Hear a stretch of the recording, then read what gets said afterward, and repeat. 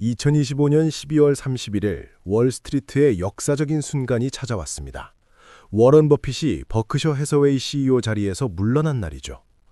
60년간 그가 일궈낸 성과는 과연 어떤 수준일까요? 버핏이 버크셔를 인수한 1965년부터 주식을 보유한 투자자들은 무려 610만 %의 수익률을 올렸습니다.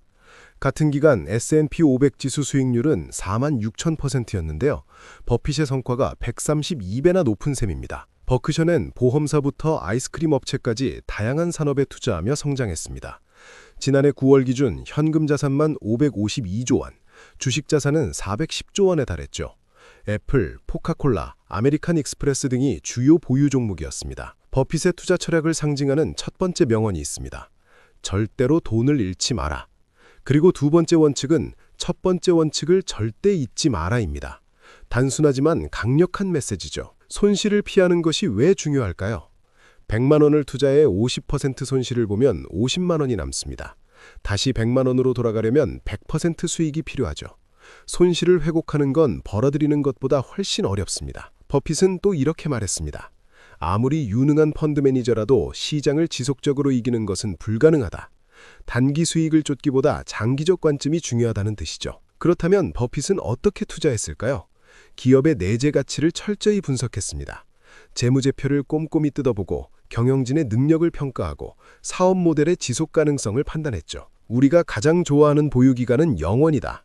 1988년 버핏이 남긴 이 말은 가치 투자의 핵심을 담고 있습니다.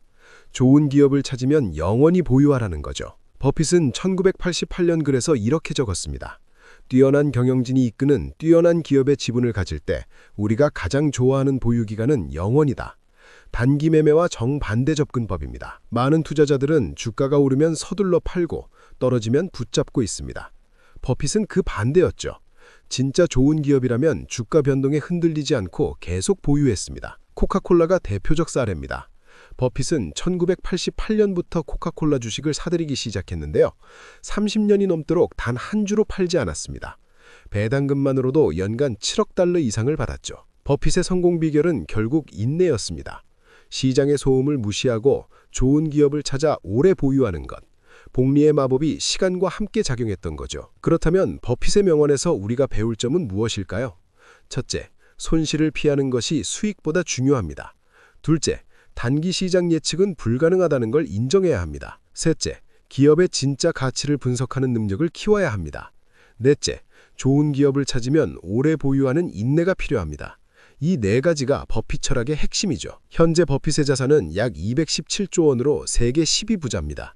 60년간 연평균 20%의 수익률을 달성한 결과죠. 복리의 힘이 얼마나 강력한지 보여주는 사례입니다. 오마하의 현인 워런 버핏. 그의 명언들은 단순하지만 실천하기는 어렵습니다. 하지만 60년간 증명된 원칙이기도 하죠. 투자의 정답은 없지만 버핏의 지혜는 여전히 유효해 보입니다. 미래에셋그룹 시가총액이 1년 만에 3배나 뛰었습니다.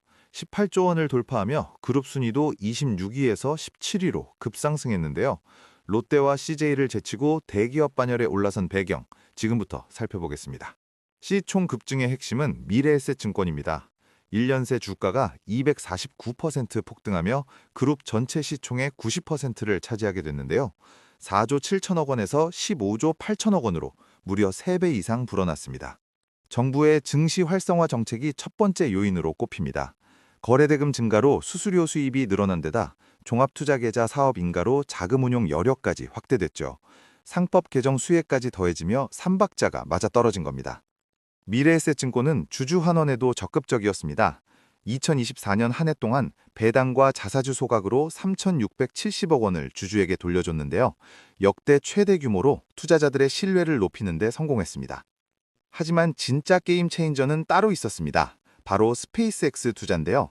2022년 미래에셋증권이 투자한 이 회사가 올해 미국 증시 상장을 추진한다는 소식이 전해졌습니다. 스페이스X 기업 가치는 천정부지로 치솟았습니다. 일론 머스크가 이끄는 민간 우주 기업의 성공 스토리가 투자 자산 가치를 끌어올렸고 이게 그대로 실적과 주가에 반영됐죠. 시장은 숨은 보석을 재평가하기 시작했습니다. 스페이스X만이 아닙니다. 미래에셋은 일론 머스크의 AI 기업 xAI에도 투자했고요.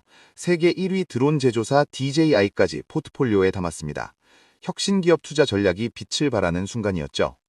증권사뿐만 아니라 다른 계열사들도 덩달아 올랐습니다. 미래에셋 벤처투자는 스페이스X 기대감에 1년 새 주가가 3배 넘게 뛰었고요. 저 PBR 종목이던 미래에셋 성명도 70% 이상 상승했습니다. 그룹 차원의 가상자산 시장 진출도 주목받고 있습니다. 암호화폐와 디지털 자산 사업을 적극 추진하며 미래 먹거리를 확보하려는 행보인데요. 시장은 이를 중장기 성장 동력으로 해석하고 있습니다. 미래에셋증권의 강점은 양쪽 날개를 갖췄다는 겁니다. 전통금융에서는 수수료와 IMA 사업으로, 투자금융에서는 혁신기업 투자로 수익을 만들어내죠. 두 마리 토끼를 동시에 잡은 셈입니다. 증권과는 추가 상승 여력도 충분하다고 봅니다. NH투자증권연구원은 자산가치 재평가 과정에서 더 오를 수 있다며 긍정적인 전망을 내놨는데요. 스페이스X 상장이 현실화되면 또 한 번 도약할 가능성이 큽니다. 물론 리스크도 존재합니다. 증시 변동성이 커지면 수수료 수입이 줄어들 수 있고요.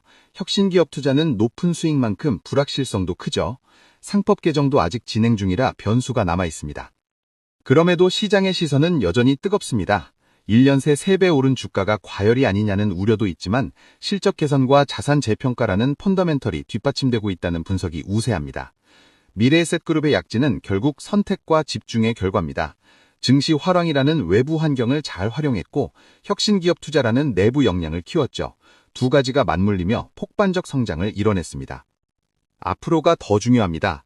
스페이스X 상장, 가상자산 시장 확대, IMA 본격화 등 카드가 많이 남아있는데요. 이 카드들을 어떻게 쓰느냐에 따라 미래에셋의 진짜 위상이 결정될 겁니다. 1년 만에 시총 3배, 순위 9계단 상승, 미래에셋그룹의 질주를 지켜봤습니다. 전통금융과 투자금융 두 엔진을 가동한 이 그룹이 어디까지 갈지 2026년이 더욱 기대되는 이유입니다. 비트코인의 회사 자산 99%를 올인한 미친 회사가 있어요. 진짜로요. 이름은 스트래티지. 원래 소프트웨어 회사였는데 지금은 그냥 비트코인 회사예요. 이 회사 회장이 마이클 세일러라는 사람인데요. 이분이 좀 미쳤어요. 좋은 의미로.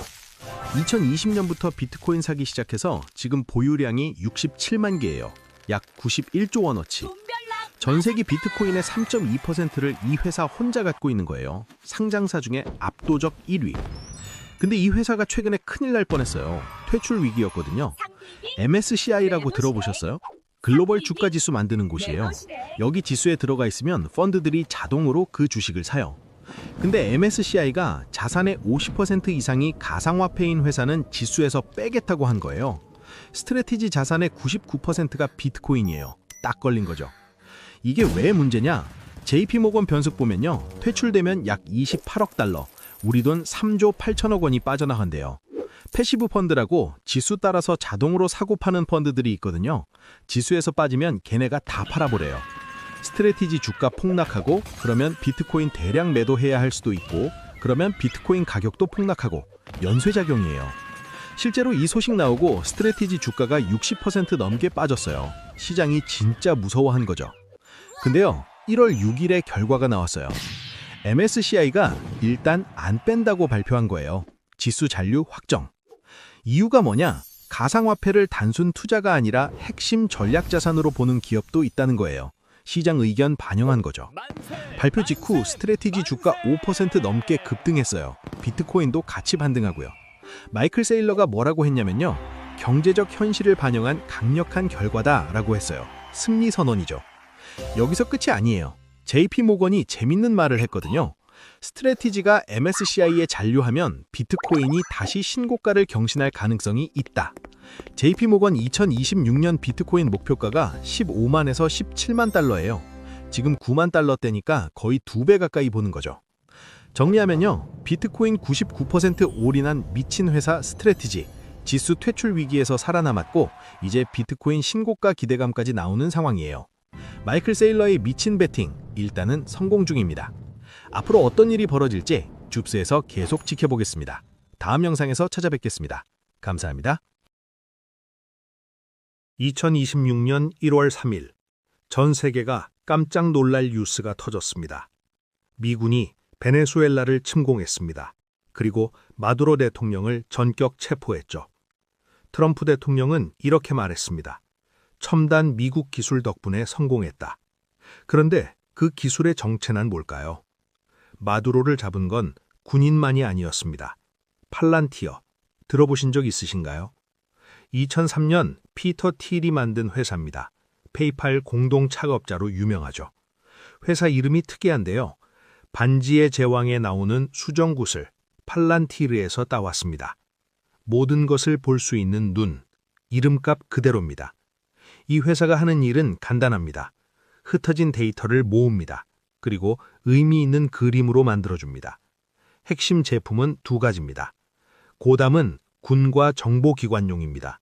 적을 추적하고 작전을 계획하죠. 파운드리는 기업용입니다. 공급망 관리, 수요 예측에 쓰입니다. 팔란티어는 이미 실전에서 검증됐습니다. 2011년 빈라덴 사살 작전, CIA가 팔란티어 고담을 사용했습니다. 파키스탄 은신처를 특정하는 데 기여했죠. 우크라이나 전쟁에서도 활약했습니다. 2022년부터 우크라이나군에 고담을 제공했습니다. 러시아군 이동을 예측하고 포격 좌표를 계상했습니다. 디지털 참모총장이라는 별명까지 붙었죠. 팔란티어는 이론이 아닙니다. 실제 전쟁에서 성과를 낸 회사입니다. 이번 마두로 작전에서도 팔란티어가 있었습니다. 작전의 핵심은 이겁니다. 팔란티어 고담과 스페이스X 스타링크의 결합. 마두로는 잡기 어려운 상대였습니다. 위치를 수시로 바꿨고 미끼 호송대까지 운용했습니다. 하지만 스타링크 위성 수천 개가 감시했습니다. 실시간으로 고해상도 영상을 보내왔죠. 팔란티어 고담은 이 데이터를 분석했습니다. 위성 영상, 통신 감청, 첩보 정보, 모든 걸 융합했습니다. 결과는요? 몇 시간 만에 마두로 위치를 특정했습니다. 카라카스 외곽의 요새화된 건물이었죠. 상업용 위성 네트워크가 군사작전의 핵심 역할을 한 건 이번이 처음입니다. 투자자 입장에서 팔란티어를 볼까요? 티커는 PLTR, 뉴욕 증권거래소에 상장돼 있습니다. 주요 고객은 미 국방부, CIA, FBI, 그리고 우크라이나군까지. 투자 포인트는 명확합니다. 첫째, AI와 방산의 교집합입니다. 두 테마를 동시에 잡을 수 있죠. 둘째, 트럼프 2기입니다. 방산 예산 확대가 예상됩니다. 셋째, 이번 작전 성공입니다. 실적이 증명되면 계약이 늘어납니다. 물론 리스크도 있습니다. 밸류에이션이 높고 정부 의존도가 크다는 점은 고려하셔야 합니다. 마두로 체포 이후 금값이 급등했습니다. 온스당 4,420달러를 넘었죠. 중국에서는 이런 반응이 나왔습니다. 대만 침공 명분을 얻었다. 전쟁의 룰이 바뀌고 있습니다. 승패를 가르는 건 병력 수가 아닙니다. 데이터를 가진 자가 이깁니다. 팔란티어는 그 변화의 중심에 있습니다. 마두로 대통령이 체포된 다음 날 머스크가 움직였습니다. 스페이스X가 발표했어요. 베네수엘라에 스타링크를 한 달간 무료로 제공하겠다. 2월 3일까지입니다. 활성 계정이든 비활성 계정이든 상관없이요. 근데 이상하지 않나요? 베네수엘라는 아직 스타링크 정식 서비스 지역도 아니에요. 홈페이지에는 출시 예정이라고 떠 있거든요. 왜 갑자기 무료로 푼 걸까요? 이유가 있습니다. 미군의 공습 때문이에요. 지난 3일 미군은 베네수엘라 주요 거점을 타격했습니다. 수도 카라카스, 미란다, 아라과, 라과이라주. 이 과정에서 대규모 정전이 발생했어요. 통신망도 마비됐습니다. 인터넷이 끊기면 어떻게 될까요? 뉴스를 볼 수 없어요. 가족과 연락도 안 돼요. 병원, 은행, 모든 게 멈춥니다. 스타링크는 위성 인터넷이에요. 지상 기지국이 없어도 작동합니다. 그래서 긴급 지원에 나선 겁니다. 사실 이번이 처음은 아닙니다. 우크라이나에서도 똑같이 했어요. 2022년 러시아가 침공했을 때 우크라이나 통신망이 파괴됐습니다. 머스크는 스타링크를 보냈어요.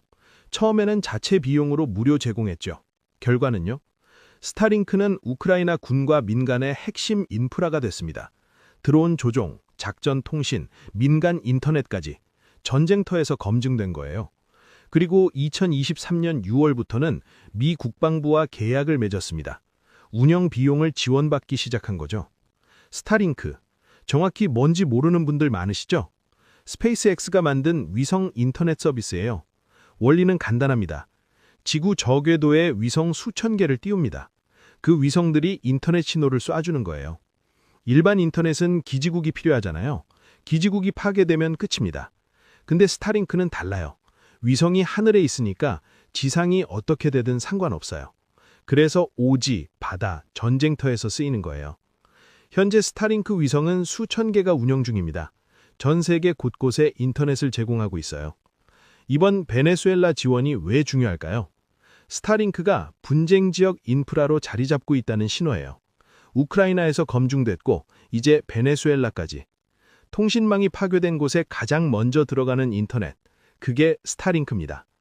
우주기업이 전쟁터 필수 인프라가 되는 시대, 10년 전엔 상상도 못했던 일이죠. 정리하면 이렇습니다.